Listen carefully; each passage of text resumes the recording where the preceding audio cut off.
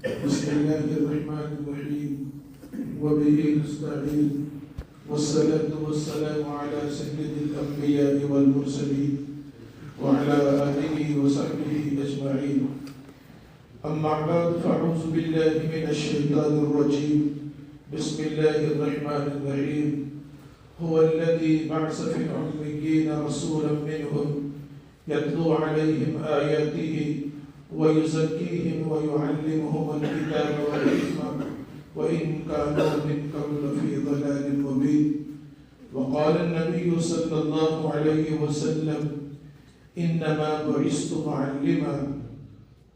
وقال النبي صلى الله عليه وسلم إنما بعثت لأتمم مكارم الأخلاق أو كما قال عليه الصلاة والسلام. اللهم صل صلاة كاملة وسلم سلاما تاما على سيدنا محمد تنحل به الأكد وتنفرج به الكرب وتقضى به الحوائج وتنال به الرغائب وحسن الخواتم ويستسقى الغمام بوجهه الكريم وعلى آله وصحبه وسلم.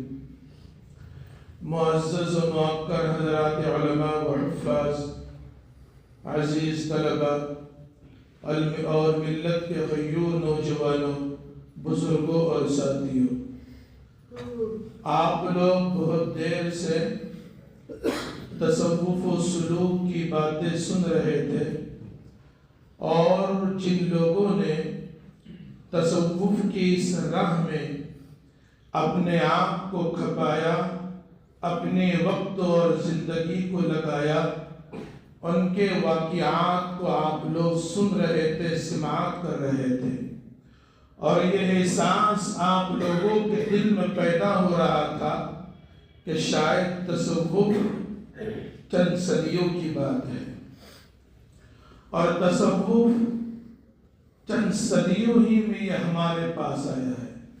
اس سے پہلے تصوف کی کوئی بنیاد نہیں تھی، اور تصوف کی راہ میں چلنے والا یہ ایک الگ شعبہ ہے جو لوگ اس سے منسلک ہے.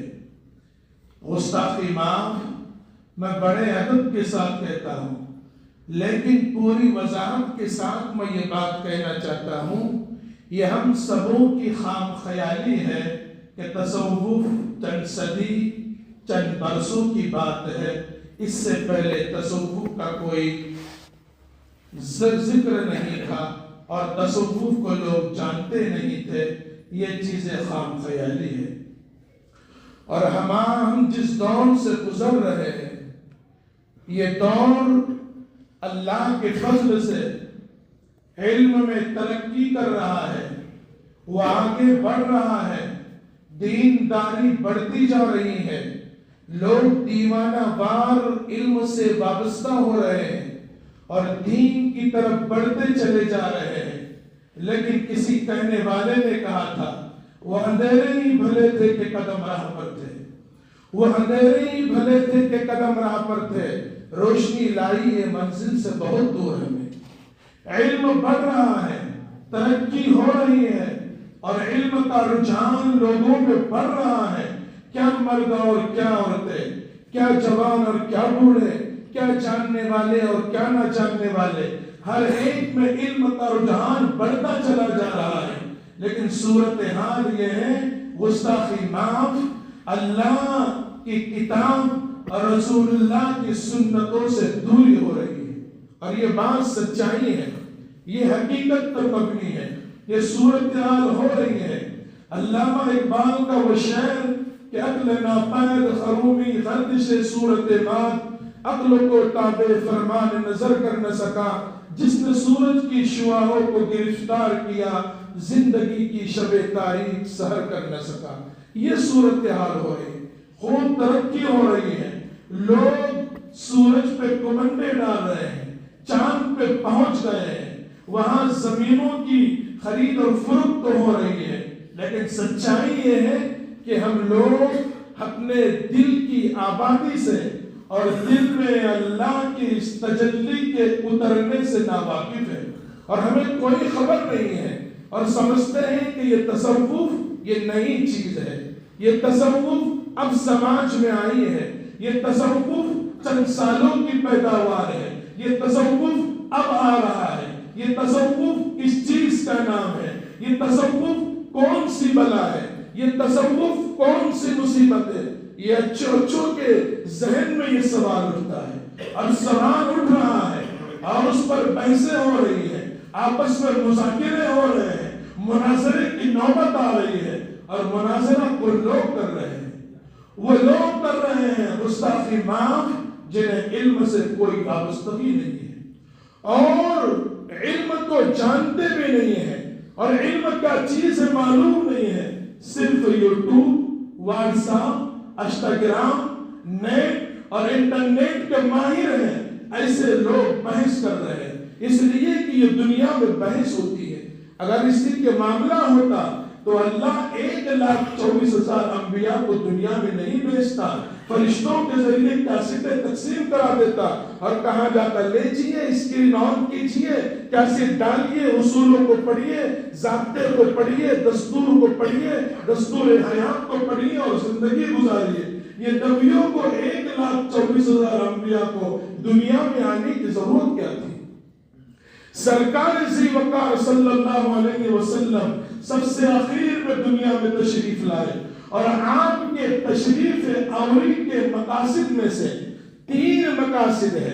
ایک مقصد یہ ہے یتلو علیہم آیاتہ، تلاوت کتاب ہے، کتاب کو پڑھنا ہے، یہ اللہ کی کتاب کی تلاوت ہے، اور دوسری چیز ہے وَيُعَلِّمُهُمُ الْكِتَابَ وَالْحِكْمَةَ، صورتحال یہ ہے کہ اللہ کے اس بھیجے ہوئے دین میں اور اس دستور میں اور اس کتاب میں ہمیں غور و فکر کرنا ہے اور اس کے ذریعے زندگی کے راہ عمل کو طے کرنا ہے۔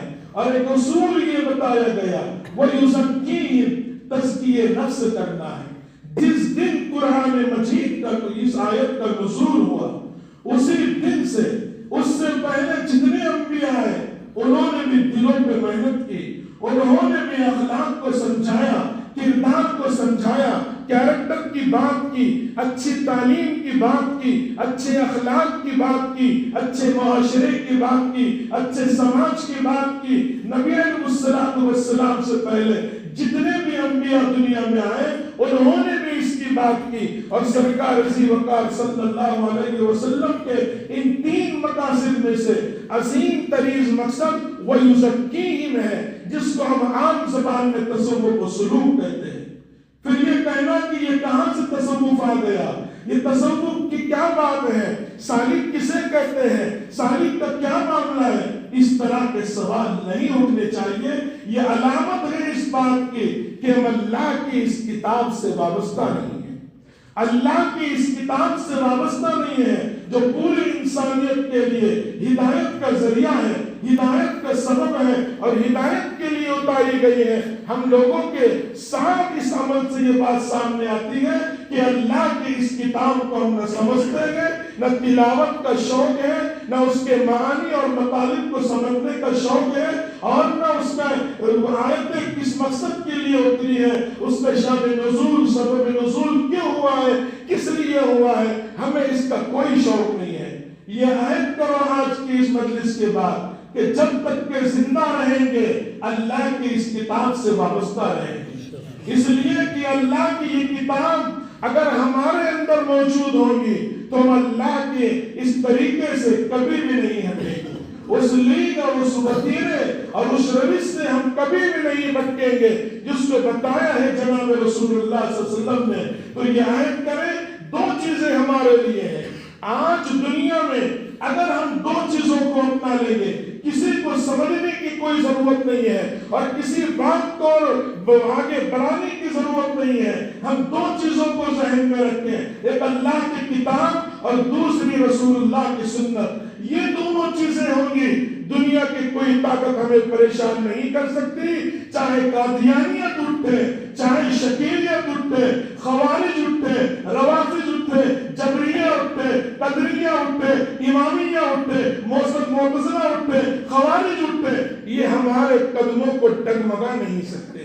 یہ ہمارے ایمان پر حملہ نہیں کر سکتے، یہ ہمارے قدموں کے اندر کسی قسم کا کوئی زلزلہ نہیں لا سکتے اور ہمارے قدموں کو ایمان سے نہیں ہٹا سکتے۔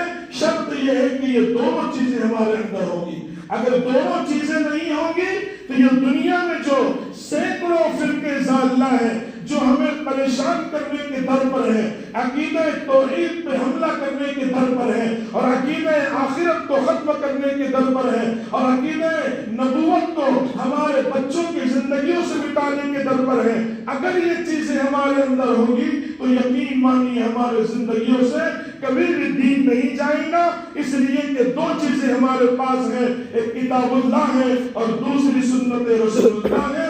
اسی لیے حدیث میں فرمایا گیا، اللہ کے نبی نے فرمایا ترکت فیکم الثقلین، ایک روایت میں ہے ترکت فیکم امرین، دو مضبوط اور بھاری چیزیں میں تمہارے درمیان چھوڑ کر جا رہا ہوں، ایک ہے کتاب اللہ اور دوسری ہے میری سنت، ان کو تھامے رکھو گے لن تضلوا بعدی، میرے بعد تم کبھی گمراہ نہیں ہوں گے۔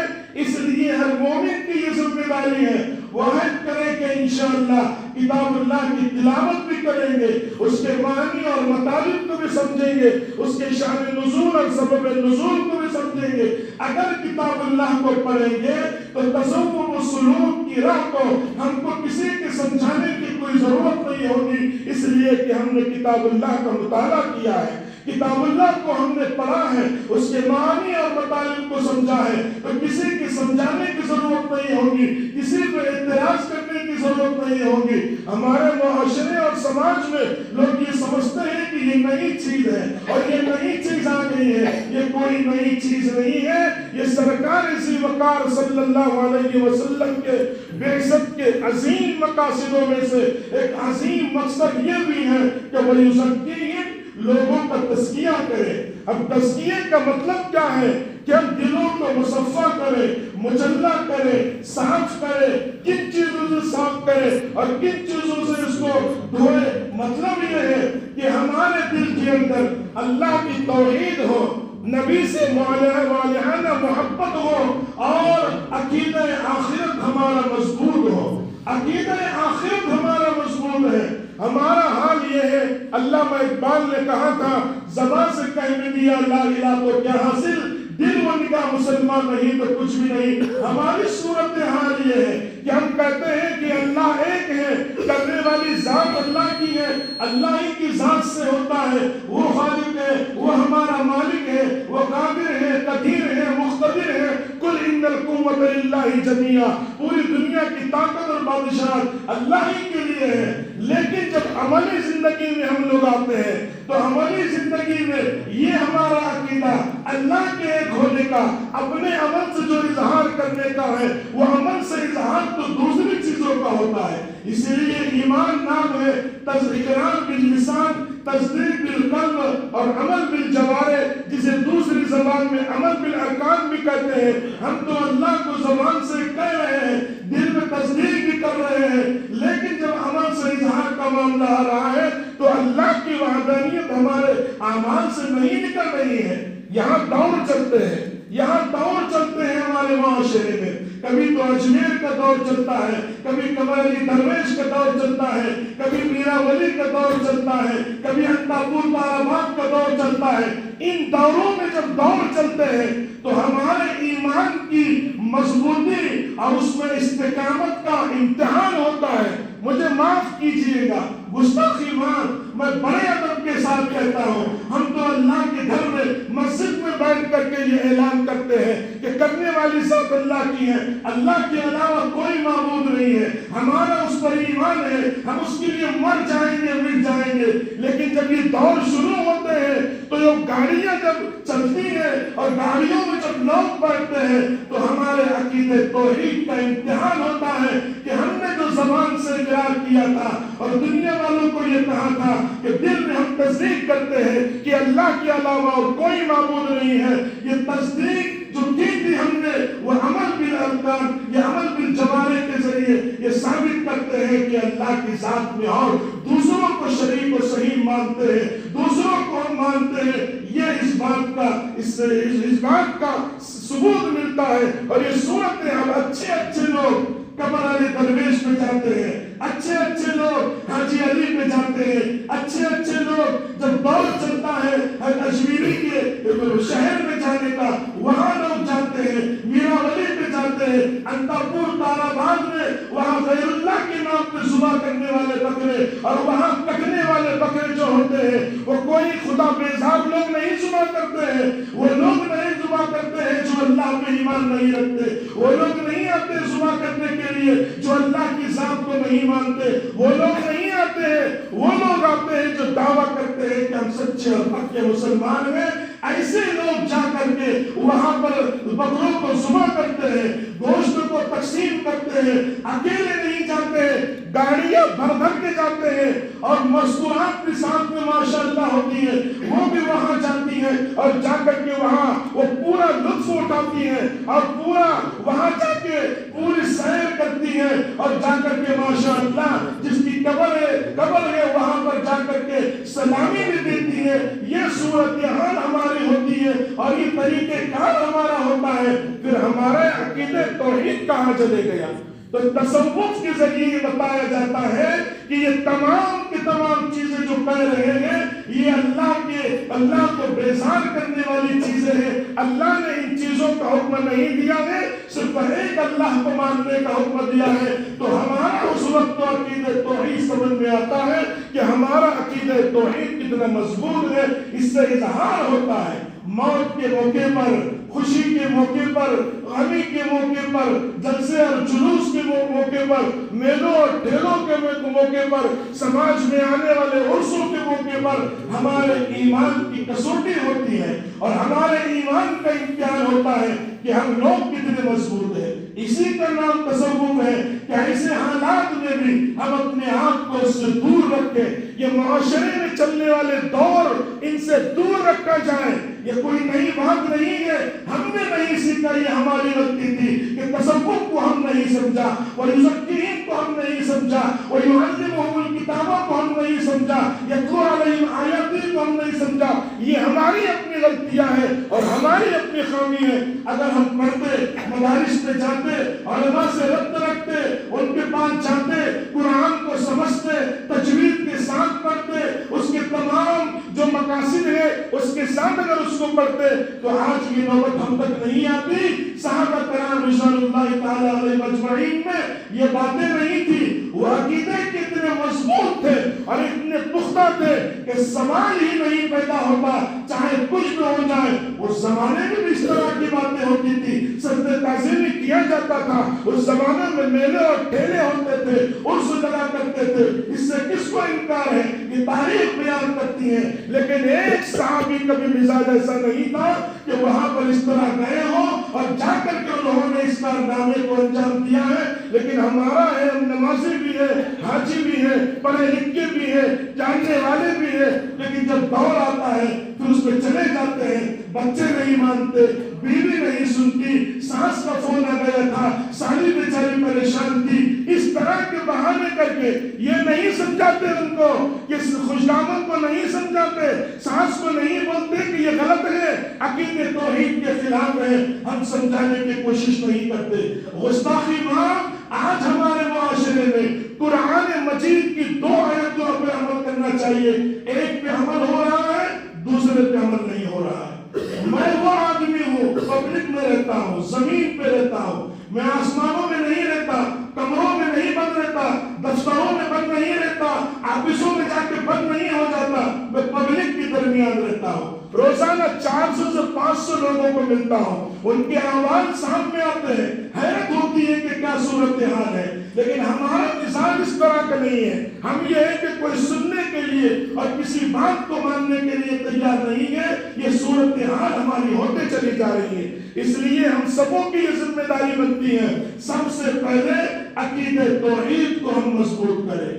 عقیدہ توحید کو ہم مضبوط کریں, اپنے بچوں کے ذہنوں میں ڈالیں.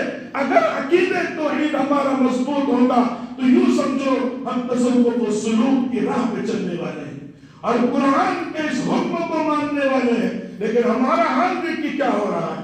گھر میں دیکھیے کیا ہے, شادی میں کیا ہنگامے ہیں، باہر تو پرچہ چھپتا ہے کہ سنت کے مطابق شادی ہو رہی ہے، لیکن شادی سے پہلے پڑھے لکھے گھروں میں اور دینداروں کے گھروں میں کیا ہو رہا ہے؟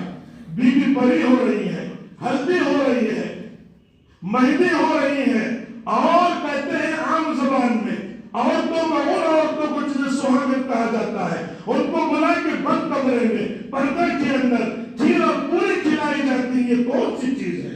یہ نکاح میں کہاں پائی گئی ہے؟ سرکار کی سیرت ہمارے سامنے ہے، یہ چیزیں نہیں ہو رہی، کہتے ہیں کہ مانتے ہی نہیں ہے اور سنتے ہی نہیں ہے۔ ابھی شادی نہیں ہوئی ہے، شادی کے بول نہیں بولے گئے ہیں، ایجاب اور قبول نہیں ہوا ہے۔ النکاح ینعقد بالایجاب والقبول، صاحب ہدایت لکھتا ہے جب تک کہ یہ دو بول نہیں ہوں گے اس وقت تک نکاح نہیں ہوگا۔ ابھی نکاح 2 دن باقی ہے، اس سے پہلے یہ نوشیاں تشریف لاتے ہیں۔ یہ حنوط کا طریقہ، یہ خیروں کا طریقہ، یہ دین بیزار لوگوں کا طریقہ ہمارے زندگی میں آتا چلا جا رہا ہے، اور یہ اپنا عام ہو رہا ہے۔ دیکھیے ہوتا ہے اس طرح، ابھی وہ اس کے لیے وہ کیا ہے، غیر محرم ہے، وہ دیکھ نہیں سکتا، لیکن آ رہے ہیں، ہلدی ہو رہی ہے، مہندی ہو رہی ہے، دونوں کو بازو میں چورن پر، چبوترے پر یا کسی کرسی پہ بٹھایا جا رہا ہے، ایک دوسرے کے ہاتھ میں دیا جا رہا ہے۔ یہ کون سی صورتحال ہے؟ یہ کون سی؟ اگر کہنے کو کہاں جائے کیوں یہ کر رہے ہو؟ کہا کہ گھر کے مستورات نہیں سنتی۔ ایمان تم ہو یا عورت ہو، اگر کسی محلے کے کسی عالمہ، زاہدہ، متقیہ، حافظہ، قاریہ، مفتیہ کو اگر یہاں مصلی پہ کھڑا کیا جائے اور کہا جائے کہ آپ امامت فرمائیے، کوئی امامت قبول کرے گا عورت کی؟ مسجد کھچاکچ بھری ہو اور کسی عالمہ، زاہدہ، متقیہ، پرہیزگاریہ، فقیہ، مفسرہ، محدثہ کو لا کے مصلی پہ کھڑے کر دیا جائے اور کہا کہ آج آپ امامت فرمائیے، پوری مسجد خالی ہو جائے گی۔ یہاں مصلی پہ تم امامت کو قبول نہیں کرتے، گھر میں کیسے تم قبول کر رہے ہو اور ہر چیز کو کیسے مان رہے ہو؟ حضرت عمر رضی اللہ عنہ کا قول ہے، شاورهن وخالفهن فإن الخير والبركة في مخالفتهن۔ عورت کی بات مانو، انکار نہیں ہے، مشورہ کرو، برائی نہیں ہے، لیکن ہر بات کو ماننا یہ غلط ہے۔ شریعت و سنت کو سامنے دے کے فیصلہ کرنا چاہیے۔ اگر شریعت و سنت سے میل کھاتی ہے عورت کی بات کو سر پہ لیجیے، لیکن اگر وہ عورت کی بات شریعت و سنت سے میل نہیں کھاتی، اس کو جوتے کے نوک پہ اٹھا کر پھینک دو۔ یہ سچائی ہے، یہ توحید یہی ہمیں سکھاتی ہے۔ صورتحال دیکھیے کیا ہے، ہم اپنے بچوں کو انگلش میڈیم میں ڈال دیتے ہیں، اچھی بات ہے، ڈالیے، انگلش میڈیم پڑھنا کوئی برائی نہیں ہے۔ نبی علیہ السلام نے اس کی تلقین بھی فرمائی ہے۔ آپ کے زمانے میں اس طرح کے واقعات بھی ہو گئے۔ سرکار نے ممبر پر کھڑے رہ کے خطبہ نہیں دیا، ایک صحابیہ نے سب سے پہلے ممبر بنا کر سرکار کی خدمت میں پیش کیا تھا۔ پہلے آپ عصا پر کھڑے ہو کر خطبہ دیا کرتے تھے یا کسی اسی چیز پہ دیا کرتے تھے۔ اس عورت کو اللہ کے نبی نے بلایا، دعائیں دی اور کہا تم نے اچھا کام کیے۔ صحابہ کرام جو کھجوروں کے باغات ہوتے تو اس میں نر کو مادہ میں ملایا کرتے تھے۔ ایگریکلچر کے جو لوگ ماہر ہیں وہ جانتے ہیں، وہ ایک دوسرے میں ملایا کرتے ہیں، اس سے کھجور کی زیادہ پیداوار ہوتی ہے۔ سرکار تشریف لائے اور دیکھا کہ صحابہ کیا کر رہے ہو، تحمق کیجیے۔ نبی نے فرمایا صحابہ رک گئے۔ جب کھجور پک کر تیار ہوتی اور مارکیٹ میں آتی تو سرکار دعا فرماتے، اس کے بعد مارکیٹ چلا کرتا تھا۔ اس مرتبہ جب سرکار تشریف لائے تو کھجوروں کی جو زیادتی تھی اور کھجوریں جو زیادہ آتی تھی، عام معمول کے مطابق کم مارکیٹ میں آئی۔ نبی علیہ السلام نے کہا کھجوریں بہت کم دکھ رہی ہیں۔ کہا سرکار آپ نے جو نر کو مادہ میں ملانے سے ہمیں منع فرمایا تھا، ہم نے وہ نہیں کیا، آپ لوگ رک گئے ہم لوگ۔ تو سرکار نے ایک جملہ فرمایا تھا، انتم اعلم بامور دنیاکم، کہ دنیا کے معاملے میں تم جانتے ہو کر لیا کرو، دین کا ماہر تو میں ہوں۔ تو دنیاوی علوم کو سیکھنے کی کوئی ممانعت نہیں ہے۔ نبی علیہ السلام نے تلقین بھی فرمائی ہے، شوق سے پڑھائیے، لیکن یاد رکھیے اس بات کو، ہمارا بچہ جا رہا ہے اور اس علم کو سیکھ رہا ہے تو اس کی نگرانی ہونی چاہیے۔ جو سلیبس آئے ہیں اور جو مضامین ان کو پڑھائے جا رہے ہیں وہ خدا بیزار مضامین ہے، توحید سے ہٹنے والے مضامین ہیں، اللہ سے دور کرنے والے مضامین ہیں۔ ہم اسکول میں چھوڑ کے چلے آتے ہیں اور واپس ان کی نگرانی نہیں کرتے، پھر صورتحال یہ ہوتی ہے کہ بچے پھر ہمارے عقائد سے دور ہو جاتے ہیں، بچے عقائد سے دور ہو جاتے ہیں۔ جاوید اختر یہ کون ہے؟ یہ بہت بڑے انسان کا بیٹا ہے، لیکن چونکہ عقیدے سے اس لیے بھاگ گیا، ملحد اس لیے وہ بن گیا، اور حضرات مفتیان کو اس لیے اس سے ڈیبیٹ اور مناظرہ کرنا پڑ رہا ہے کہ اس کے اوپر نگرانی نہیں ہوئی۔ اگر نگرانی ہوتی تو ملحد نہیں ہوتا۔ ان کے والد بزرگوار آزادی کے سب سے اہم رکن تھے، اور آزادی میں انہوں نے بہت بڑا کردار ادا کیا تھا۔ وہ توحید کے مضبوط تھے، وہ توحید کے پرستار تھے، وہ ختم نبوت کے اندر بہت مضبوط تھے، ان کے پیر کبھی ڈگمگاتے نہیں تھے، لیکن اولاد کی نگرانی نہ ہونے کی وجہ سے اور عقیدے توحید پہ دھیان نہ دینے کی وجہ سے آج یہ صورتحال ہو رہی ہے۔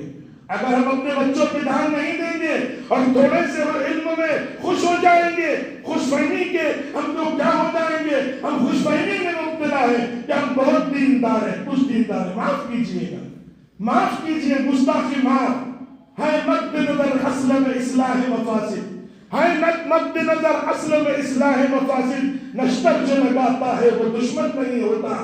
اگر کوئی بول رہا ہے، کوئی ٹوک رہا ہے، کوئی سمجھا رہا ہے تو اس کی بات پہ ہمیں عمل کرنا چاہیے۔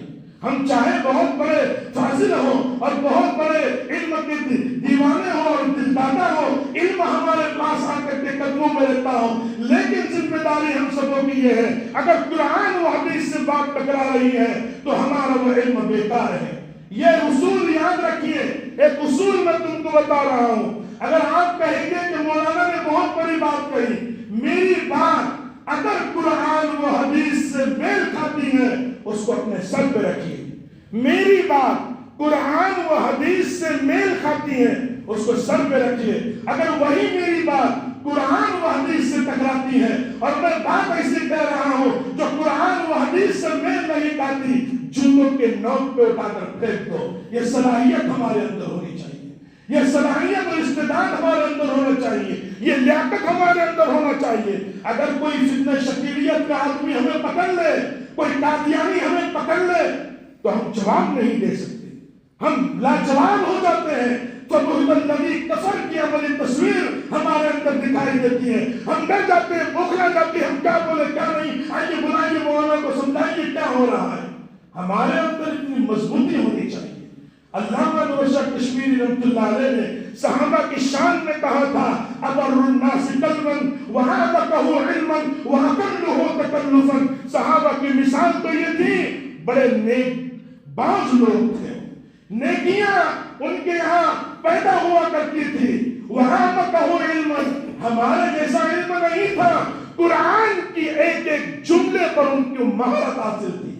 حضرت عمر بن خطاب نے صرف سورہ بقرہ کو سیکھنے کے لیے 8 سال لگائے، ہم تو تلاوت کرنے کے لیے، تجوید سیکھنے کے لیے 8 منٹ بھی ہمارے پاس نہیں ہے۔ 8 سال لگائے صرف انہوں نے سیکھنے کے لیے۔ ہم غور کیجیے، انہوں نے ہماری طرح قرآن نہیں پڑھا ہوگا، ان کا علم گہرا تھا، وہ بالکل بھٹکتے نہیں تھے، جو لیگ اور جو وطیرہ نبی علیہ السلام نے بتایا تھا وہ اسی پہ چلتے تھے۔ وہ اقلہ تکلفا، ان کا ایک مزاج یہ تھا، ان کا مزاج یہ تھا، دوست ہے، بھائی ہے، آپس میں بالکل ایک دوسرے کے دیوانے ہیں، لیکن اگر کوئی ایمانی بھائی شریعت و سنت کے خلاف بات کرتا تھا تو اس لیے وہ پیچھے نہیں ہٹتے تھے۔ پارٹنرشپ ٹوٹ جائے گی، دوستی ختم ہو جائیں گی، رشتہ دار میں درار آ جائیں گی، معاشرے سے نکال دیا جائے گا، چاہے کچھ بھی ہو، تو جو کر رہا ہے وہ قرآن و حدیث کے خلاف کر رہا ہے۔ ڈرتے نہیں تھے، چاہے کچھ بھی ہو جائے۔ ہمارا معاملہ یہ ہے، ہماری صورتحال یہ ہے، یأمرون بالمعروف پر عمل کرتے ہیں، وینہون عن المنکر کو چھوڑ دیتے ہیں۔ سچائی ہے، گستاخی معاف۔ آج امر بالمعروف بالکل صورتحال یہ ہے کہ تات السرا سے لے کر آج سوریا تک پہنچا ہوا ہے، انکار نہیں ہے۔ محنتیں بہت ہو رہی ہیں لیکن امر بالمعروف پر ہو رہی ہے۔ اور وَيَنْهَوْنَ عَنِ الْمُنْكَرِ جو قرآن کا یہ اصول اور ضابطہ ہے سردخانوں میں پڑے ہوئے ہیں، جانتے ہی نہیں لوگ کون ہیں، بولنے میں ڈرتے ہیں، بول دیں گے تو مصیبت آ جائیں گی، اگر بول دیں تو پریشانی لاحق ہو جائے گی، بیوی ناراض ہو جائے گا، بیوی ناراض ہو جائیں گی، باپ روٹ جائے گا، بھائی گھر چھوڑ کے چلا جائے گا، رشتہ دار اپنے وقت تقاریب میں ہمیں نہیں بلائیں گے، لوگ معاشرے میں آنے نہیں دیں گے، مسجد میں ہمیں داخلہ بند ہو جائے گا، اس ڈر سے بالکل لیپ لگائے ہوئے بیٹھے ہیں۔ سچائی ہے یہ مزاج صحابہ کا نہیں تھا۔ آمنوا کما آمن الناس قرآن کہہ رہا ہے۔ علامہ جلال الدین سیوطی رحمۃ اللہ علیہ نے آمنوا کما آمن الناس کی تشریح کا ہے اے اصحاب النبی صلی اللہ علیہ وسلم۔ صحابہ کے اسی مزاج کی وجہ سے چاہے سامنے بیٹا آ جائے یا بیٹی آ جائے، بیوی آ جائے یا بھائی آ جائے، ارب پتی آ جائے یا کھرب پتی آ جائے، شریعت کے خلاف کام ہے ہم کسی صورت میں سننے کے لیے تیار۔ ایمان ایسا ان کا مضبوط اور مستحکم تھا، اس لیے قرآن نے قیامت تک کہہ دیا آمنوا کما آمن الناس۔ جو صحابہ کا ایمان تھا اس طرح کا ایمان ہمارا ہونا چاہیے، ورنہ یہ صورتحال نہیں ہونی چاہیے۔ آج ہمارے معاشرے میں کیا ہو رہا ہے، معاشرہ کس طرح چل رہا ہے، ہمارا گستاخی معاف، میں بھی آپ وما ابرئ نفسی ان النفس لامارۃ بالسوء الا ما رحم ربی ان ربی غفور رحیم۔ میں اپنے پاک دامنی کا اعلان نہیں کرتا، میں بھی آپ ہی کی طرح ہوں، لیکن یقین مانیے صورتحال ہماری یہ ہے کہ ہم ایک ہی طرف چل رہے ہیں اور دوسری چیز کو ہم نے بالکل ترک کر دیا ہے۔ ایک طرف تو نیکی کر رہے ہیں، دوسری طرف گناہ ہم پر لازم آ رہا ہے، اس گناہ کی کیسے بھرپائی ہوگی؟ اس لیے یہ عہد کرے کہ عقیدہ توحید ہمارا مضبوط ہو۔ اگر عقیدہ توحید مضبوط ہوگا تو تصوف و سلوک کی راہ ہماری مضبوط ہوگی، اسی کا نام تصوف و سلوک ہے۔ اس لیے نبی نے کہا انما بعثت معلما، میں معلم بنا کر بھیجا گیا ہوں، انما بعثت لاتمم مکارم الاخلاق۔ جو خرابیاں لوگوں کے ذہن و دماغ میں ہیں اور جو برائیاں عام ہیں اور پھیلی ہوئی ہیں، ان برائیوں کو ختم کرنے کے لیے میں آیا ہوں، اخلاق کو پیدا کرنے کے لیے آیا ہوں۔ یہ انبیاء علیہ السلام کے مقاصد میں سے عظیم مقاصد تھے اور سرکار عظیم وقار صلی اللہ علیہ وسلم کا بھی مقصد تھا۔ تو ہم چاہیے کہ دونوں کام کریں، امر بالمعروف بھی کریں اور نہی عن المنکر بھی کریں، چاہے سامنے والا کچھ ہو، بالکل گھبرانے کی ضرورت نہیں ہے۔ ورنہ معاشرے میں دیکھیے کیا ہو رہا ہے، ہم لوگ خاندان سے، رشتہ داری سے اور معاشرے سے ڈر جاتے ہیں اور بات کہنے کے لیے تیار نہیں ہوتے۔ جب الیکشن اور سلیکشن کا زمانہ آتا ہے تو توحید کا جنازہ نکلتا ہے، عقیدے توحید پہ حملے ہوتے ہیں، عقیدے توحید کو ہم سمجھتے ہی نہیں ہیں، ہمارے زندگی سے نکل کر ہمارے سروں پہ معلق ہو جاتا ہے، ہم دعا کرتے ہیں، ہم لوگ ڈر جاتے ہیں، آمداروں اور خالداروں سے سہم جاتے ہیں، پھر پورے معاشرے میں ہوائیں چلتی ہیں۔ اگر فلاں پارٹی آ گئی تو یقین مانیے، فلاں پارٹی آ گئی اور فلاں نہیں آئی تو یاد رکھیے نہ تمہاری مسجدیں رہیں گی، نہ تمہارے مدارس رہیں گے، نہ تمہاری خانقاہیں رہیں گی، نہ تمہارے امام باڑے رہیں گے، نہ تمہارے قبرستان رہیں گے، نہ تمہاری اوقاف کی زمین رہیں گی۔ یہ بول کر کے ووٹ لیے جاتے ہیں۔ اور مسلمان بھی اللہ کے فضل سے کہتا ہے کہ یہ مکی دور چل رہا ہے۔ کون سا مکی دور ختم ہو گیا؟ یہ کون سا مکی دور ہے؟ بڑے لجاجت کے لہجے میں کہہ دیا کرتے ہیں، اس طرح کے جملے ہمارے زبانوں کے نہیں آتے۔ اور ذمہ داری ہے، اگر غلط آدمی کو ہم نے ووٹ دے دیا، عقیدہ توحید پہ ڈاکہ ہے، اور غلط آدمی کو ووٹ دے دیا، وہ معاشرے میں جتنے گناہ کرے گا، جتنے غلط کام کرے گا، جتنی غلط باتیں اس کی زندگی میں آئیں گی، اس کا گناہ ہمارے سر پر بھی تھوپا جائے گا۔ ہم سوچتے ہی نہیں، ہم سمجھتے ووٹ بس یوں ہی ہے، اور کی شرعی حیثیت ہی ہمیں معلوم نہیں ہے کہ ووٹ کی کیا شرعی حیثیت ہے۔ بات الیکشن کی نہیں، عقیدہ توحید کی بات کر رہا ہوں۔ گستاخی معاف، میں نے دیکھا ہے ہمارے کھڑے رہنے والے امیدواروں کو اپنی آنکھوں سے، امیدواروں کو اپنی کیا ضرورت ہے، کیا ضرورت ہے؟ وہ ایک سجدہ جسے تو گرا سمجھتا ہے، 1000 سجدوں سے دیتا ہے آدمیوں کو نجات۔ ہمارے حالت یہ لوگوں کی، ہم جو اس رو میں بہ جاتے ہیں، پھر دیر میں جانے سے، درگاہوں میں جانے سے، غلط چیزوں میں جانے سے اور وہاں جا کے کھڑے ہونے سے ہم نہیں گئے تھے، وہ لوگ تھے، اب چونکہ ہمارے ساتھ میں ہے اس لیے ہم وہاں پہنچ گئے، مندر میں پہنچ گئے، درگاہ میں پہنچ گئے، نہ جانے کون سی چیزوں میں پہنچ گئے۔ یہ کون سی بات ہے؟ عقیدہ توحید پہ حملہ ہے۔ زبان سے صرف اقرار کرنے کا نام نہیں ہے، اس میں دل میں تصدیق بھی ہو اور عمل سے اظہار بھی ہو۔ زبان سے تو تصدیق، زبان سے اقرار کر رہے ہیں، دل میں تصدیق کر رہے ہیں، اور عمل یہ ہے کہ صورتحال یہ کہ ہم کہاں جا رہے ہیں، ہم کہاں جا رہے ہیں۔ یاد رکھیے عقیدہ توحید مضبوط ہوگا، یہ اللہ کے فضل سے یہ وہ نکلنے والا سورج بھی ہمارے قدموں میں ہوگا۔ قرآن شاہد ہم پڑھتے ہی نہیں۔ حضرت یوسف علیہ نبی کی علیہ السلام اپنے وطن کنعان سے ملک مصر 200 کلومیٹر دوری پر ہے، آپ یہاں پر ہیں، لیکن عقیدہ توحید دیکھیے کتنا مضبوط ہے، آپ کا کتنا مضبوط ہے عقیدہ توحید۔ آپ کی صورتحال یہ ہے، گھر سے آپ نکالے گئے جنگل میں، جنگل سے گئے کنویں میں، کنویں سے قافلے والاللہ کے بیچا مصر میں، عزیز مصر نے خریدا، محل میں تربیت ہوئی، زلیخا کی نیت خراب ہوئی، غلط کام کا ارادہ کیا، حضرت یوسف نے کہا قال معاذ اللہ، یہ کام گناہ کا مجھ سے ہو نہیں سکتا۔ اس نیت کی برکت سے اللہ نے یہ کیا کہ دروازے جو بند تھے، دروازوں پر دروازے تالے لگے ہوئے تھے، حضرت یوسف دوڑتے چلے گئے، دروازے کھلتے چلے گئے، آخری دروازے میں پہنچا، سیدھا لدى الباب، دیکھا کہ اس کا شور پڑا ہے، لیکن عورت چونکہ مکار ہوتی ہے، ان کیدکن عظیم، بڑے خطرناک ان کے مکر اور فریب ہوتے ہیں۔ عورت نے کہا اس شخص کی کیا سزا ہے جو اس کے گھر والوں کے ساتھ برائی کا ارادہ کرے، فوراً پیدرہ بدلتی اور کہتی ہے اس کی سزا یہ ہے کہ جیل میں بھیج دیا جائے۔ لیکن تدین مانیے یہاں کون ہے؟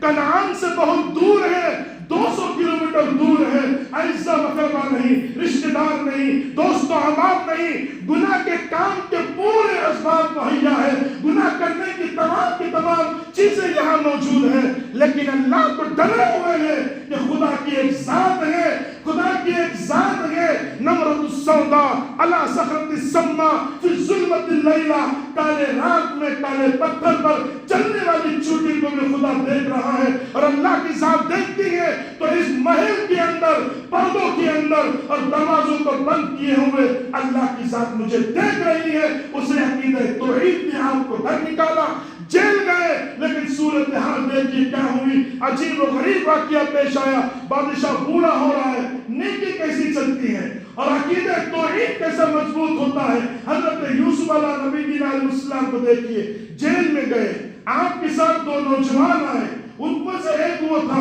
جو بادشاہ کا آپ کی زبان میں پختہ طباخ تھا، اور دوسرا جو تھا اس بادشاہ کو پانی پلانے والا تھا۔ ان دونوں کو عوام نے خریدا تھا کہ بادشاہ کو زہر دے دیا جائے، وہ ختم ہو جائے گا، ہم حکومت کریں گے، لیکن اللہ کو کچھ نظام چلانا تھا۔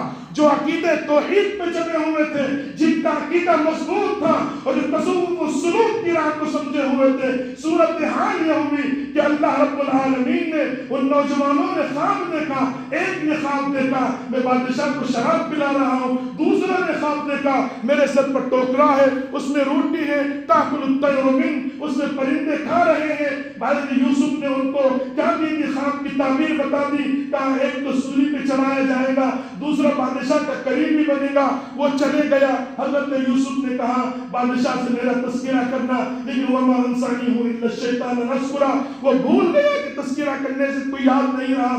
بادشاہ نے خواب دیکھا 7 ہری بالیاں، ہماری زبان میں 7 ہری مبی سوکھی بالیوں کو کھا رہی ہیں، اور 7 موٹی گائیں بھینسیں 7 دبلی گایوں کو کھا رہی ہیں۔ اس نے حواریین کو جمع کیا، درباریوں سے کہا کہ یہ کہاں، اس کی تعبیر بتائیے۔ لوگوں نے کہا ازواس و احلام، یا ایسے ہی تمہارے دماغ کے خیالات ہیں۔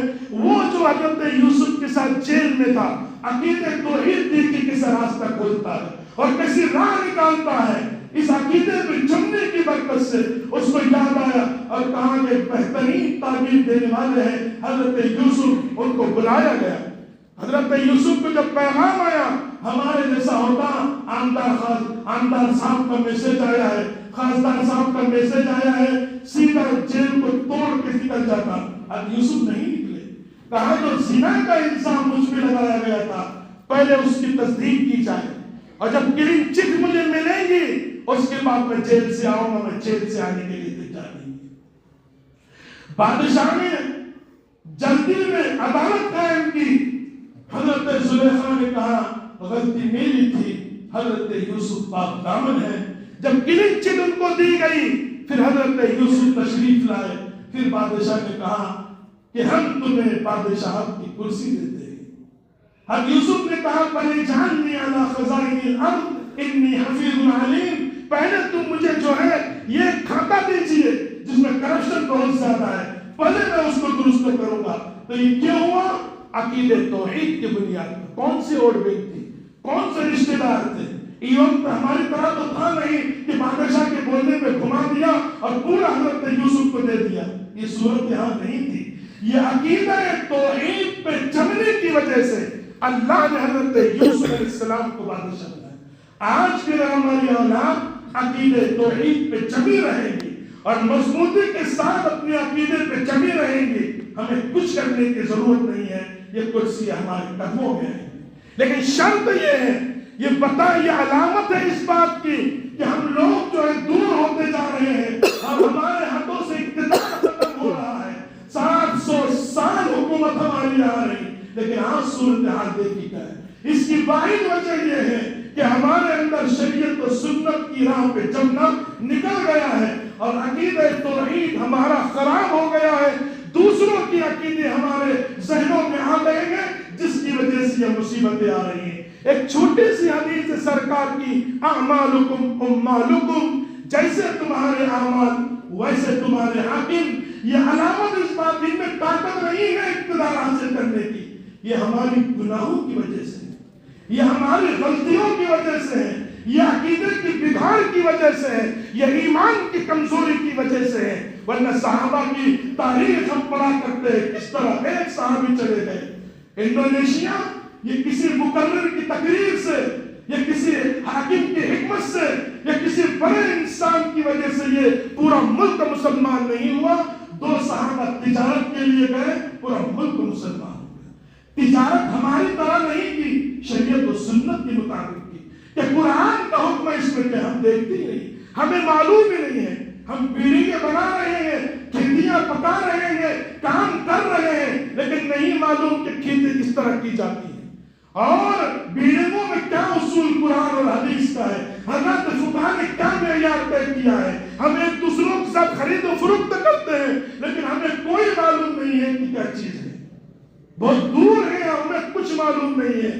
طلب العلم فریضۃ علی کل مسلم، علم دین کا سیکھنا زندگی گزارنے کے لیے جو ضرورت ہے ہر مسلمان کے لیے فرض ہے۔ ہم نہیں سیکھتے، ہم سب کہ ہم نے نماز پڑھ لی، بات ختم ہو گئی۔ بات نماز سے چلنے والی نہیں ہے، جو دین ہمارا پورا اس پر عمل کرنے کی ضرورت ہے۔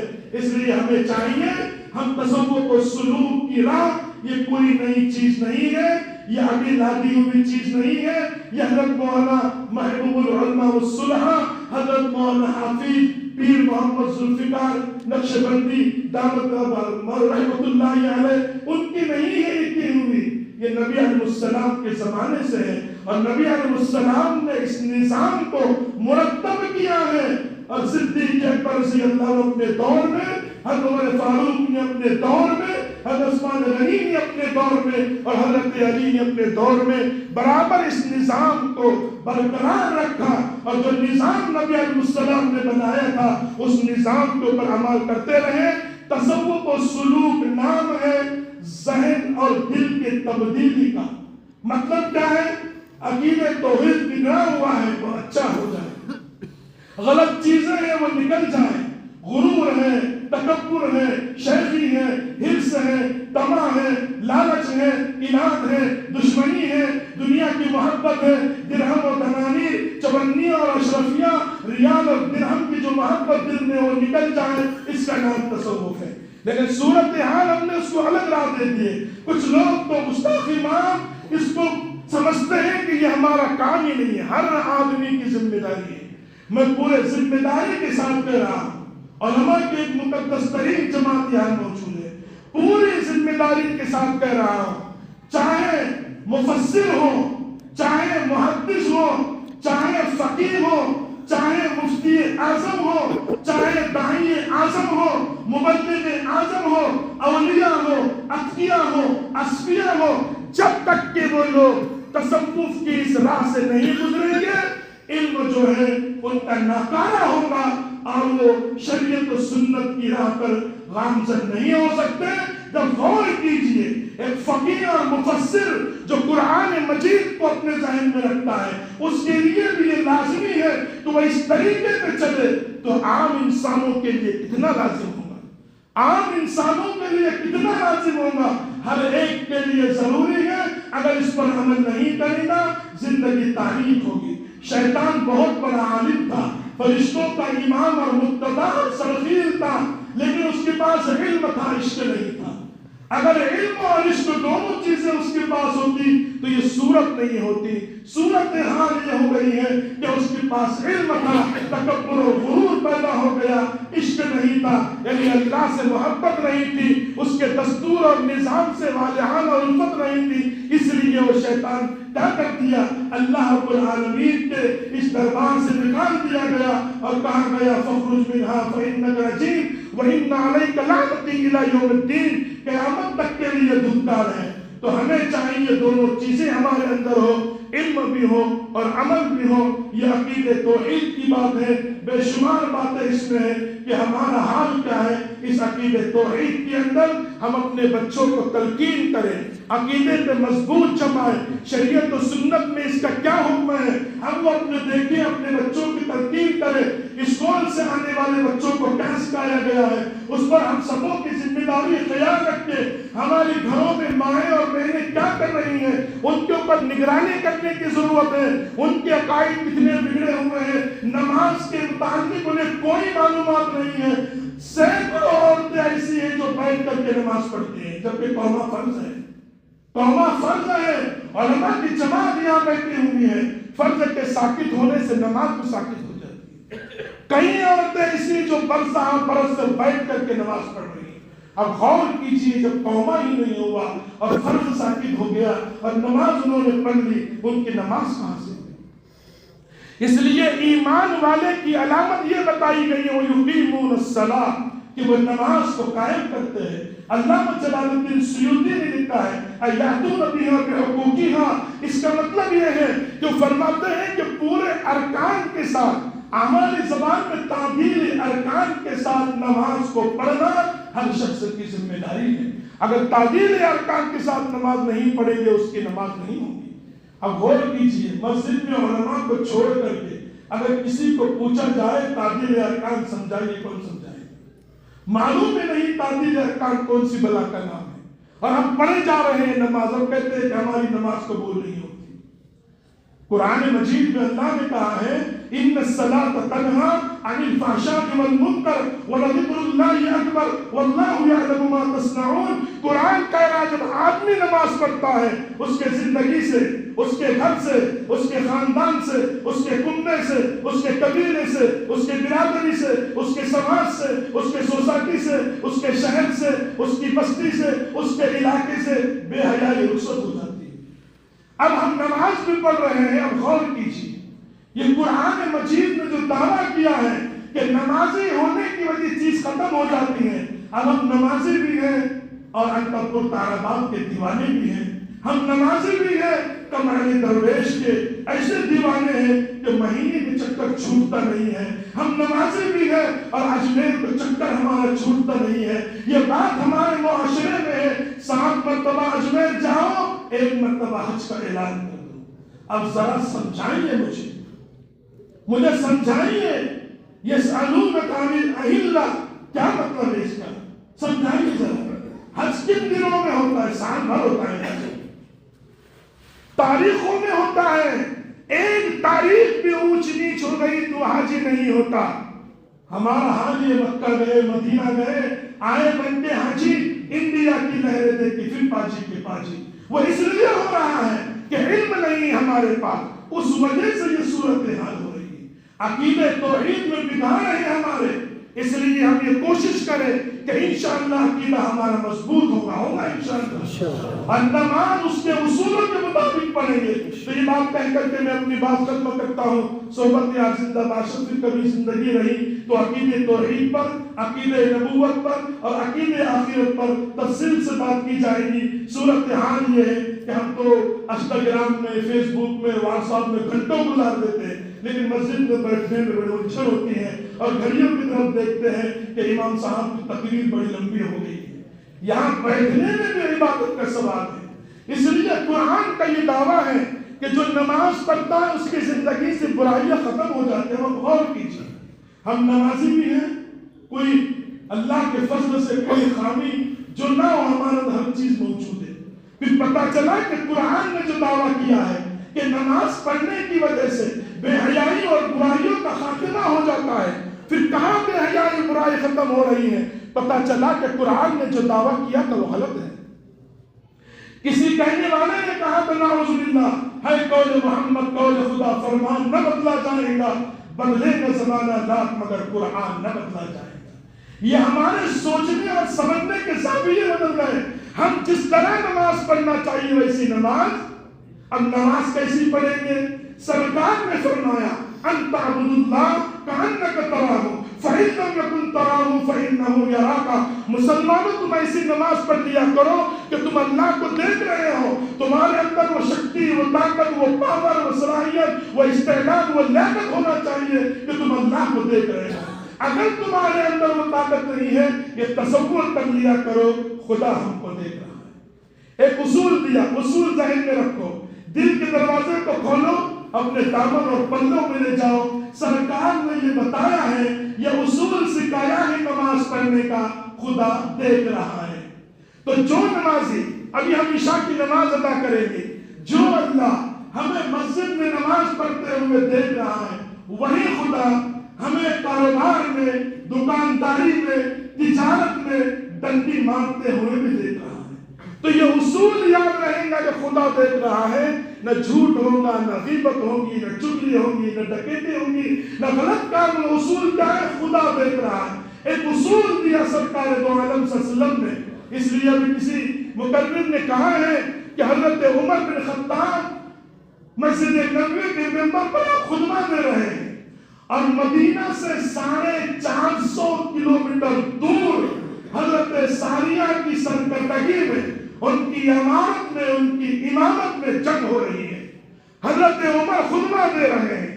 خطبے کو آپ نے روک لیا اور کہا یا ساریہ الجبل، ساریہ پہاڑ پہ چڑھ جاؤ. امیر المومنین کی آنکھوں میں دوربین لگی ہوئی تھی. اللہ کے نبی کی حدیث ہے اتقوا من فراست المؤمن فإنه ينظر بعين الله فإنه ينظر بنور الله. مومن کی فراست سے بچو، وہ اللہ کی آنکھ سے دیکھتا ہے. جب ایمان مضبوط ہوتا ہے اس کی آنکھ میں اللہ کی آنکھ لگ جاتی ہے. 450 کلومیٹر دور پہ دیکھا اور وہ آواز حضرت ساریہ نے سنی. کہا کہ یہ تو امیر المؤمنین کی آواز. رک گئے اور جب پیچھے ہٹے، اپنی فوج کو پیچھے کیا اور جب دبا کے حملہ کیا تو میدان جیت گئے. وہ کون سی آگ تھی؟ اتقوا من فراست المؤمن. یہ عقیدہ توحید کی مضبوطی کی وجہ سے یہ صورت حال ہے. ہم بھی اپنے عقیدے کو مضبوط رکھیں. ہماری آنکھوں میں وہ طاقت ہوگی، ہمارے کانوں میں وہ طاقت ہوگی، ہمارے ہاتھ میں وہ طاقت پیدا ہوگی اگر صحیح معنوں میں ہم نماز پڑھیں گے. تعدیل ارکان کے ساتھ نماز پڑھو اور اللہ کے اصول کی یاد رکھو. بس ایک واقعہ بتا کر میں اپنی بات کو ختم کرتا ہوں. بات آئی ہے اس پر حضرت اجمیری ڈھاکہ سے چلے اپنی پیر و مرشد کے حکم عثمان حرانی کے حکم سے یہاں جب پہنچے ہیں آپ نے، تو یہاں آ کر کے آپ جو لوگ ماشاءاللہ تشریف لے گئے ہیں اجمیر، وہ جانتے ہیں وہاں انا ساگر کا ایک تالاب ہے. میرا جانا تو نہیں ہوا، تاریخ ہم نے پڑھی ہے. وہاں کئی مرتبہ گزرنا ہوا لیکن نہیں جانا ہوا. صورت حال یہ ہوئی آپ یہاں تشریف لائے اور انا ساگر کے پاس آپ اللہ اللہ کرتے ہوئے بیٹھ گئے. بادشاہ کو خبر کیا کسی نے آج کس طرح ہمارا حال ہے. کسی کو بادشاہ نے خبر کر دی اور خبر کر کے یہ کہہ دیا بادشاہ کو کہ ایک ملیش آیا ہوا ہے، فقیر آیا ہوا ہے جو انا ساگر کے تالاب کو گندا کر رہا ہے، اس کو وہاں سے اٹھایا جائے. اب وزیر کو بادشاہ نے بھیجا، کون ملیش دیکھیے، یہ ملیش تو نہیں تھے، یہ درویش نہیں تھے، یہ درویش تھے، یہ اللہ کے ولی تھے۔ پیشانی کو دیکھ کے پہچان لیا کہ یہ کوئی ملیش نہیں ہے، یہ کوئی اللہ والا ہے۔ کہا حضرت آپ دھوپ میں یا اللہ اللہ کر رہے ہیں، سامنے باغیچہ ہے وہاں تشریف رکھیے اور وہاں اللہ اللہ کیجیے۔ اب حضرت اجمیری سمجھ گئے کہ بات کہاں سے چلی ہے، یہ کہاں سے اتقوا من فراست المؤمن فإنه ينظر بعين اللہ، وہ اللہ کی فراست سے دیکھ رہے تھے، وہ سمجھ گئے بات کہاں سے چلی۔ وزیر تدبیر سے کہا آپ کے حکم سے ایک لوٹا میں انا ساگر سے لے سکتا ہوں، کہا لیجئے، ایک کا 10 لوٹے لیجئے، کہا ایک ہی لوٹا میرے پاس ہے، میں نہیں لے سکتا اس سے زیادہ۔ ایک لوٹا لیا انا ساگر سے، اس کو لے کر چلے، سامنے باغیچہ تھا وہ اللہ اللہ کرتے بیٹھ گئے۔ لوگ صبح نیند سے اٹھتے تھے اور انا ساگر پہ پانی لینے کے لیے آتے تھے۔ جس انا ساگر کے تالاب میں 7 گز پانی ہوتا تھا، وہاں 7 بوند پانی نہیں۔ ہاہاکار مچ گئی، بادشاہ کو خبر ہو گئی پانی نہیں ہے، انتظام کیا جائے۔ وزیر باتدبیر سمجھ گیا، وزیر باتدبیر سمجھ گیا یہ اللہ والوں کو یہاں سے اٹھانے کی نحوست ہے کہ پانی پورا ختم ہو گیا۔ صورتحال یہ ہوئی کہ بادشاہ کے کہنے پر وزیر باتدبیر آئے کہ حضرت دعا فرمائیے، کہا میں کیا دعا کروں، ملک تمہارا ہے، زمین تمہاری ہے، بادشاہ تمہاری ہے، اقتدار تمہارا ہے، حکومت تمہاری ہے، تمہارے کہنے پہ ایک لوٹا میں نے لیا، میں کیا کر سکتا ہوں، حضرت دعا فرمائیے کچھ کیجیے۔ وزیر سمجھ گیا تھا، وہ بڑا ذہین و فطین انسان تھا، کہا حضرت کچھ کیجیے۔ حضرت نے کہا ایک کام کیجیے، لوٹا اٹھا کے انا ساگر میں ڈال دیجیے۔ وزیر باتدبیر نے چھوٹا لوٹا تھا، وہ لوٹا اٹھایا، لوٹا ہلتے نہ تھے، لوٹا ہلنے کے لیے تو وہ لوٹا نے اوپر انا ساگر اس میں تھا۔ صورتحال یہ وہ بادشاہ نے بانس لایا، تو وہ وزیر نے بانس لایا، ادھر سے 25 ادھر سے 25، 50 لوگ اس لوٹے کو اٹھاتے، لوٹا اٹھنے کے لیے تیار تھے۔ حیران ہو حضرت تم کچھ کیجیے۔ حضرت میری اٹھے یہ کرم نہیں، اس میں ڈالا، لوٹا اٹھ گیا، لوٹا اٹھ گیا۔ حضرت اجمیری آگے اور پورے مریدین حضرت کے پیچھے، بادشاہ کا پورا قافلہ، حواریین پیچھے۔ آپ نے وہ لوٹا انا ساگر میں ڈالا، پلک جھپکنے کے برابر پورا انا ساگر بن گیا، لوگ قدموں میں گر گئے توبہ کی۔ اس لیے لکھا ہے کہ ڈھاکہ سے اجمیر آنے تک 90 لاکھ لوگوں نے آپ کے حق پہ توبہ کی تھی۔ یہ طاقت کہاں سے آئی؟ یہ نماز کی بنیاد پر۔ آپ جب اجمیر آئے تھے تو کوئی سامان نہیں لایا تھا، ایک لوٹا تھا وضو کے لیے اور ایک چٹائی تھی مصلی بچھا کے نماز پڑھنے کے لیے۔ اس لیے اس نماز کے فلسفے کو سمجھیے۔ ابھی عشاء کی نماز ہم جتنی جگہ پڑھیں گے تو وہ نماز جب یہاں پڑھیں گے تو یہ نماز نمازی کے کنٹرول، یہ جگہ نمازی کے کنٹرول میں ہوگی یا باہر کھڑے رہنے والے؟ ظاہر نمازی کے کنٹرول میں ہوگی۔ نماز سجدوں کے رواج کو عام کیجئے، اقتدار کو اپنے قدموں میں لائیے۔ ہم نے نماز کے رواج کو چھوڑ دیا، زمین ہمارے قدموں سے کھسکتے چلی گئی۔ اس لیے عہد کیجئے کہ انشاءاللہ نمازوں کی پابندی کریں گے انشاءاللہ۔ عقیدہ توحید، عقیدہ رسالت اور عقیدہ آخرت ہمارا مضبوط ہوگا، اور قرآن مجید اور رسول اللہ کی سنت اپنے سینے سے لگائیں گے اور صحابہ کے اسووں کو لے کر گھومیں گے۔ انشاءاللہ یہ پورے دین، پورے دنیا میں سرکار دو عالم صلی اللہ علیہ وسلم کا دین عام ہوگا، اور یہ چڑھتا ہوا سورج ہمارے قدموں میں ہوگا، اور ہم کامیاب اور بامراد ہوں گے۔ اللہ تعالی ہم سبوں کو یہ کم وقت میں کہے گئے جملوں پر عمل کرنے کی توفیق عطا فرمائے، اور عقیدہ توحید، عقیدہ نبوت اور عقیدہ آخرت کو اپنے سینے سے لگا کر کے، حرز جان بنا کر کے دنیا میں ہم سبوں کو دین کی دعوت دینے کی توفیق عطا فرمائے۔ ربنا تقبل منا انك انت السميع العليم وتب علينا انك انت التواب الرحيم۔ يا واسع العطايا، يا دافع البلايا، يا سامع الدعاء، يا حاضر ليس بغائب، يا موجود عند الشدائد، يا خفي اللطف، يا لطيف السن، يا جميل الستر، يا حليما لا يعجل، يا جواد لا يبخل، اقضي حاجاتنا يا مجيب، يا من له الأمر كله، نسألك الخير كله ونعوذ بك من الشر كله. اللهم إنا نسألك علما نافعا ورزقا واسعا وحلالا طيبا وعملا متقبلا ولسانا صادقا ولسانا ذاكرا وقلبا خاشعا وقلبا خاشعا وقلبا خاشعا وتوبة نصوحا وتوبة قبل الموت وراحة عند الموت راحة ومغفرة بعد الموت والعفو عند الحساب والعفو عند الحساب والعفو عند الحساب وشفاء من كل داء حسبنا الله ونعم الوکیل۔ اے اللہ ہم بہت گناہگار ہیں، خطا بار ہے، سزاوار ہے، اقراری مجرم ہے، دن کے اجالے میں، رات کے اندھیرے میں، جانے انجانے، دانستہ و دانستہ طور پر اے کریم آقا جو گناہ ہم سے سرزد ہوئے، جو خطائیں ہوئی، جو لغزشیں ہوئی، جو معصیتیں ہوئی، جو ذنب ہوئی، جو خطیہ ہوئی، اے اللہ ان گناہوں کو معاف فرما، خطاؤں سے درگزر فرما، معصیتوں کو ازالہ فرما، برائیوں کو دور فرما، خرابیوں کو ختم فرما، اچھائیوں کو داخل فرما، نیکیوں کی توفیق عطا فرما، اچھے کام کی توفیق عطا فرما، ہمیں وفا شعار بنا، عبادت گزار بنا، نیکوکار بنا، خدمت گزار بنا، تلاوت کا شوق عطا فرما، عبادت کا ذوق عطا فرما، تلاوت کی لذت عطا فرما، دین سے والہانہ الفت عطا فرما، عقیدہ توحید ہمارا مضبوط بنا، عقیدہ آخرت کو مضبوط بنا، عقیدہ ختم نبوت ہمارے رگ و ریشے میں داخل فرما۔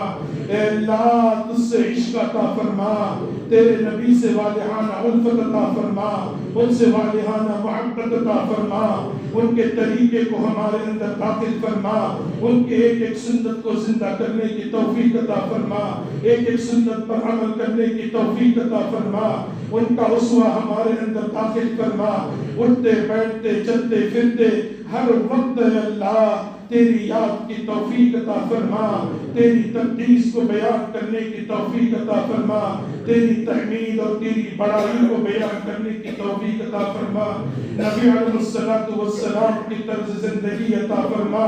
اے اللہ ہم بہت گناہگار ہیں، گناہوں کے سمندر میں ڈوبے ہوئے ہیں، تو اپنی رحمت کی رسی ڈال کے ہمیں نکال دے۔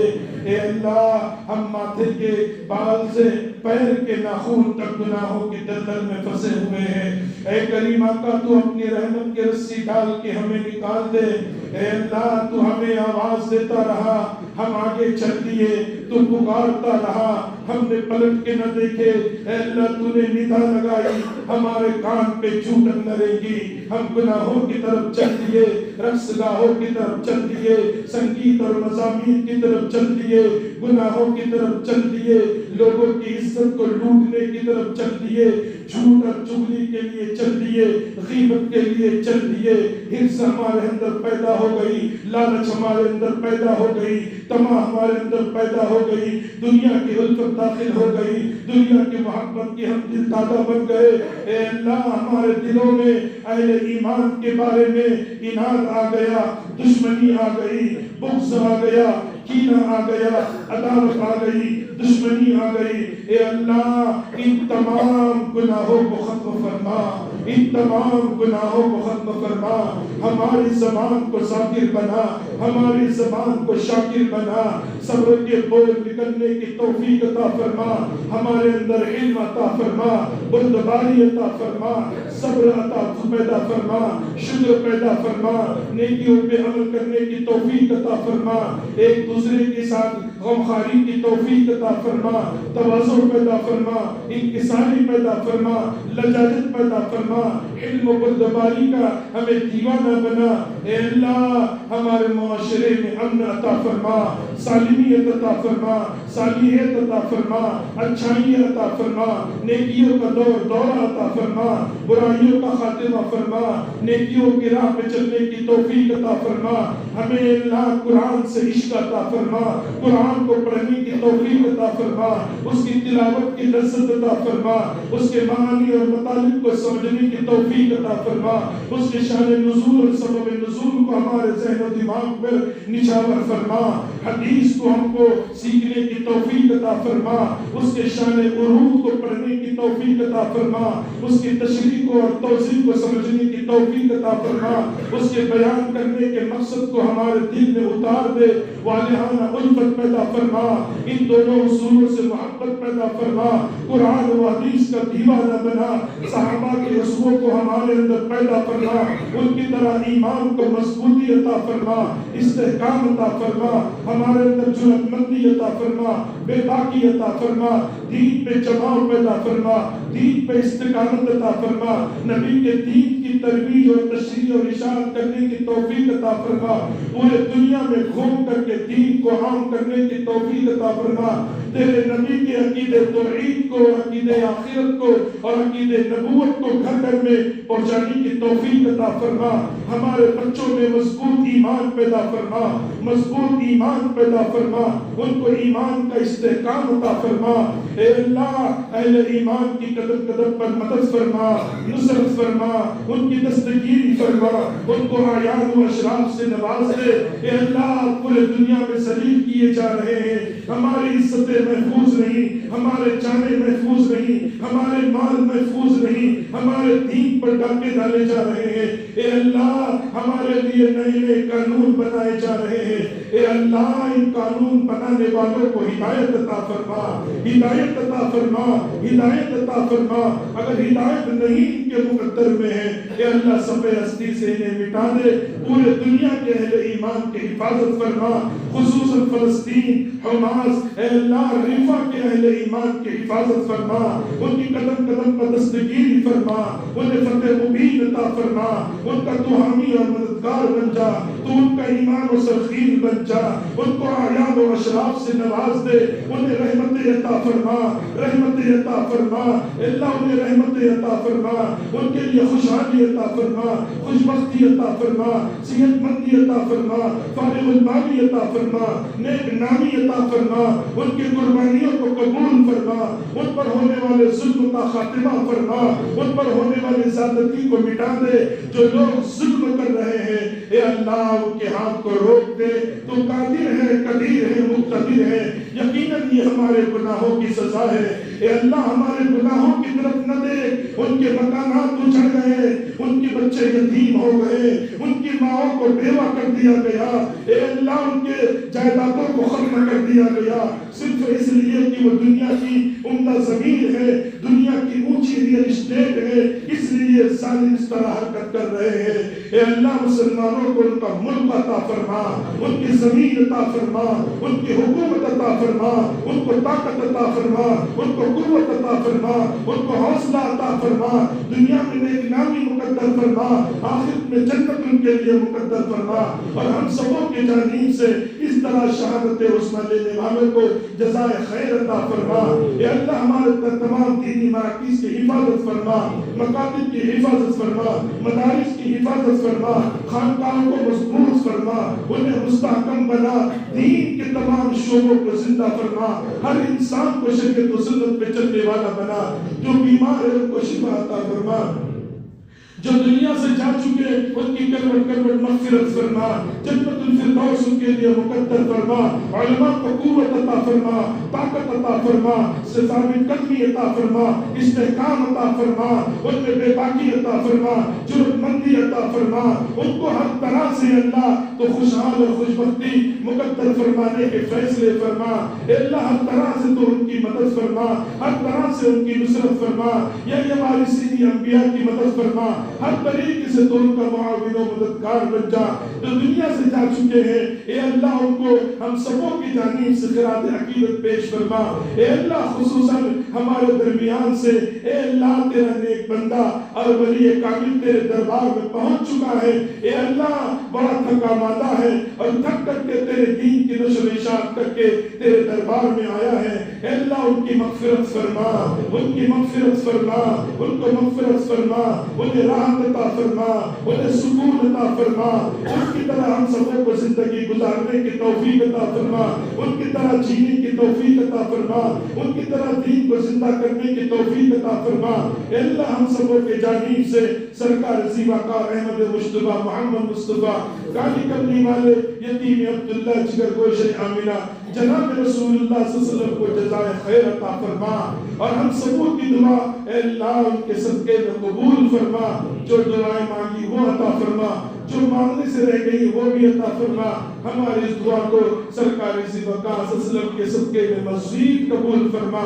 ان اللہ و ملائکتہ یصلون علی النبی یا ایھا الذین آمنوا صلوا علیہ وسلموا تسلیما۔ اللهم صل على سيدنا محمد عبدك ورسولك وعلى المؤمنين والمؤمنات وعلى المسلمين والمسلمات سبحان ربك رب العزة عما يصفون وسلام على المرسلين